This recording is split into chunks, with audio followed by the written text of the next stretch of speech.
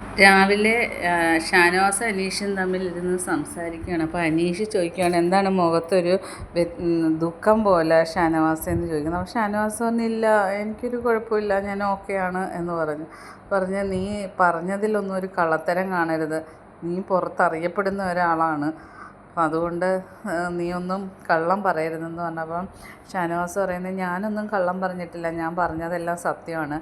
അപ്പം അനീഷ് പറഞ്ഞ, നീ ഇന്നലെ പറഞ്ഞതിൽ എനിക്ക് ഒരു വിശ്വാസമുണ്ട്, അതുകൊണ്ടാണ് ഞാൻ നെവിനുമായിട്ട് തർക്കിച്ചത്. അപ്പം നെവിൻ അവനെ ഒരു മറുപടിയും തിരിച്ച് പറയാഞ്ഞുകൊണ്ട് എനിക്ക് മനസ്സിലായി അവൻ്റെ ഭാഗത്താണ് തെറ്റെന്ന്. പിന്നെ നീ പറഞ്ഞല്ലോ മൂത്ത മോന് 18 വയസ്സാകുന്നു, അതുകൊണ്ട് ഞാൻ ഇവിടെ ഒന്നും പറയാഞ്ഞതാണ്.